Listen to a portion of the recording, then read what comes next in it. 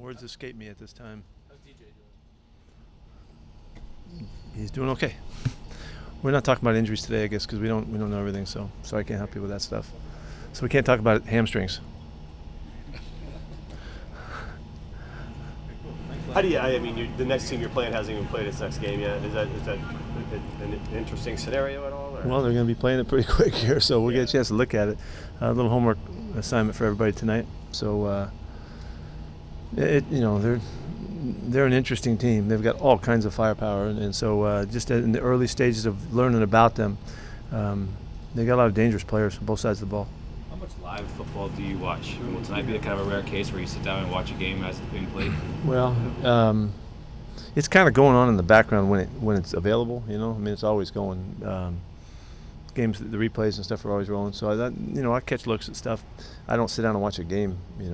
Tonight's a rare opportunity to do that. Now you're on the backside of the Thursday game. That won't be the only thing I'm doing though. There'll be a couple other things I'll be rolling at the same time. I'm sorry. Now you're on the backside of the Thursday game. How refreshing is it? Is there a feeling of if the guys went away to come back? Yeah, no, it was a good weekend. Really good weekend. It's anytime you get a chance to win at home, it's a big deal, and to get a couple days to have fun with it, kick back and all that was everybody enjoyed it. Everybody tried to do the best they could to get to rest and all that, but yet they had fun with it. You mentioned that it looks like the pass rush could come alive here pretty soon. What did you see in that game that makes you believe that? There was a real good activity from Jadeveon for certain, as well as Quentin was really active too. Those guys were around the ball a lot. We were so close to 3 or 4 sacks, and so you can just feel that it's coming alive. And I think we're going to just the combination with Zig outside and what's going on inside. I think we're going to be able to work together better, and we'll spot him a little bit better. I'm sorry. Does Jadeveon look like he would look? Is he starting to look like physically like he would look had he had a normal offseason? No, not yet. I think he's got. It's all the prep time for him in our style and what we're asking him to do. He's rushing the passer all the time. I think he would have, just had the benefit of all of the work off season wise with his hands and feet and the things that we do technically. I think he would have been further along, but he's a natural athlete. It comes to him, and he's active. He's real active, and the thing that I really like, he's really active and looking like he's going to come alive and have a big game here in the next couple. And also with Ziggy gives such great effort and chases the football so hard. He's going to make more plays too. So I think those two guys in particular will be the guys to pick up. We did not rush the backers much in this game, and they didn't get much chance to help out. So they will more in the future. First decide to throw Jamarco Jones in there at right guard and give him some reps, and why did you make that decision? Well, it was weeks ago when we started, flipping him in and out and moving him around. When you're a backup guy, you get the more you can do, the better. And so he's been working at it. It's not the first time ever, but it's the first time ever in a game, though, for him. So he's had considerable work, but he's a left tackle by kind of his background. So going over to the other side is enough of an issue in itself. So.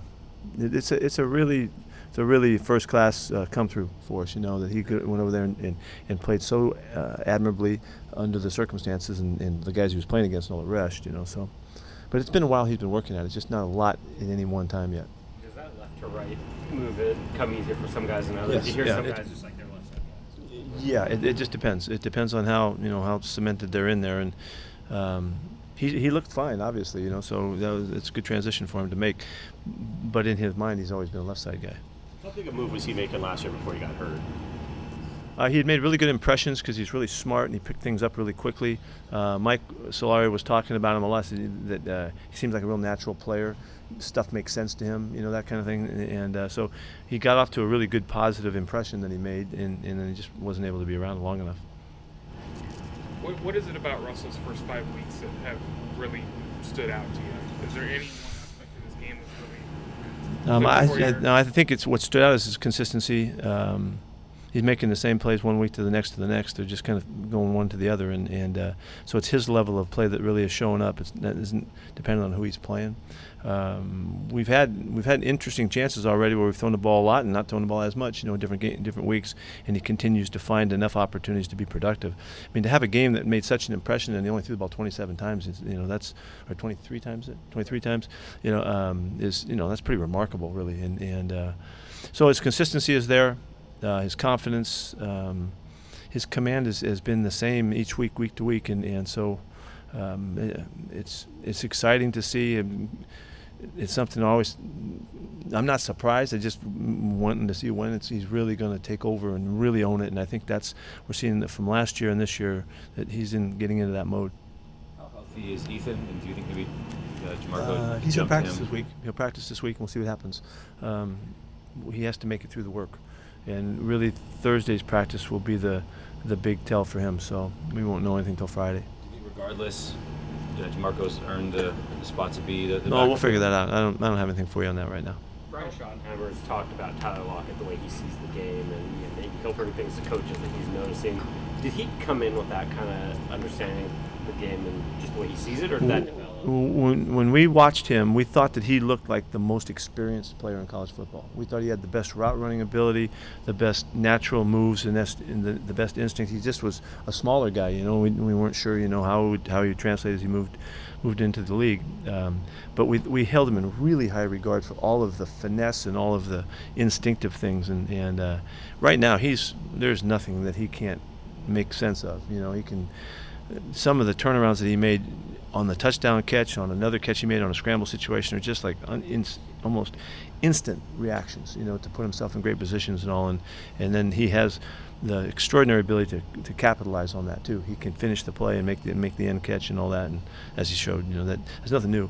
It's just pretty exciting to have a guy playing like that at that level, and also to have had the background with Russ. So the two of them, who are both just highly instinctive football players, you know, working together and benefiting from each other's strengths is pretty cool.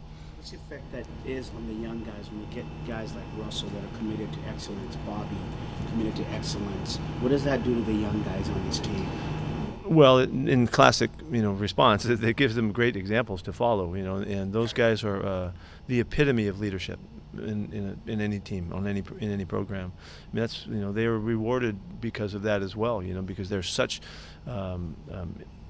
crucial players for the you know, the level of play for the whole team. You know, they affect other people and help them play better. And so the influence on the young guys is it's extraordinary, and more for some than others. But you couldn't ask for more. Not just in how they look when they're on the field, but everything about the way they work and how they handle their business, their language, their response to situations, their outlook.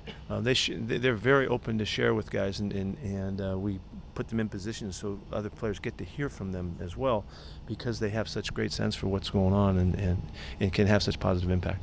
After the game, I talked to Cam, and he said that it's really incredible to see how this team has created its own leadership, you know, and the growth in that. And is that something that how have you created that? I mean, it's their own identity. Well, yeah, these guys, you know, I mean, I'd say Bobby and KJ and Russ and Dwayne from another program, but really in his emergence as well, Justin Britt, it's their time. It's just their time, you know. Go back when late in year one, Cam Chancellor, when he was first year as a rookie, we could see that he was an extraordinary player and guy. He wasn't even playing. He was playing on special teams, and just, you know, the way he practiced and worked and how he handled his business. And I went to him somewhere in there and say, you know, you can start, when you feel it, you can say something, you know, speak up and, you know, take a little bit of leadership. He said, oh, no, I can't do that. I couldn't do that. And I said, well, why not? Yeah, once it's good, you can do it, you know. He said, I haven't done anything yet, you know. And he knew. He knew that he didn't have the voice and the feeling for the voice to express himself, and it took time, and guys have to grow into that sometimes. And if you're speaking too early and you're not really regarded as such, you're not going to have the impact, you know. So I think you see Bobby's always been a leader in this program. It just doesn't just happen, but now his voice is just really well grounded, and it comes from a place where he has great confidence in that what he sees and what he feels is worthwhile to share with other people. And so I think it's just an illustration of when the time came and it was his opportunity, he became the obvious leader. You know, when in a team that had a lot of leaders in years past, and strong leadership, he was always one of them and the guy on the field making all the calls. But it took until really kind of the waters cleared a little bit, and he just was the obvious guy that there was no other choice. He was the leader. I mean, he is the leader, and so he just assumed the mantle and took it and went with it, and as that's kind of generally the case. And rarely do guys really kind of bludgeon their way into that role. And so what we do, the last thing about that, what we do is nurture the relationship. Give the guys that have the voice a chance to speak out and call on them and put them in positions to do things and show things that will help others and give them the confidence so that they will emerge into that feeling that, hey, I do have something worth saying and people are listening. And so it's a nurturing process that comes along. I think it's crucial for the coaches to handle. Phil Haynes and DeMarcus Christmas are eligible, I think, next week to return. Yeah, baby, they're coming back. Are they looking like they're going to be there, Yes. ready to go on? Yeah, both guys seem to be they're killing the trainers. Those guys they're working out with, they've worn those guys out. So they're looking forward to getting together. They can't work against each other either. So it's just with the trainers. And our guys are coming in pretty battered and bruised, and that's not the players, that's the trainers from the workouts. So they're raring to go. And they're working as hard as they possibly can so that the transition that they have to make will be as minimized as possible. And so really looking forward to them coming back. Where is that Dixon on that? He's still he's going to week 8, so he's getting into that. He's entering into that mode now. In the next, it's got like 4 weeks or 3 weeks, whatever that is. He's got to get going. What do you think of what you've got out of Quentin Jefferson so far? Man, he's playing ball. He's just continues to do stuff every week. He's really fundamentally sound and well versed. He does so many things right. Been in the program a long time. Knows what's expected of him. Clint's done a great job with finding his style of play and the way that it best suits his abilities, and he just continues to be a really good player for us and making things happen every week. How has he benefited from Clowney being next to him? Well, I think it's in pretty classic fashion again that you got a guy that's everybody's paying attention to. It helps. It airs stuff out, extra this, extra that. Gives you a little bit more air and space to make your moves and all that. I think that relationship with those guys and how they play can really expand and grow, and I'm really hoping that's what happens. Anything else? Thank you.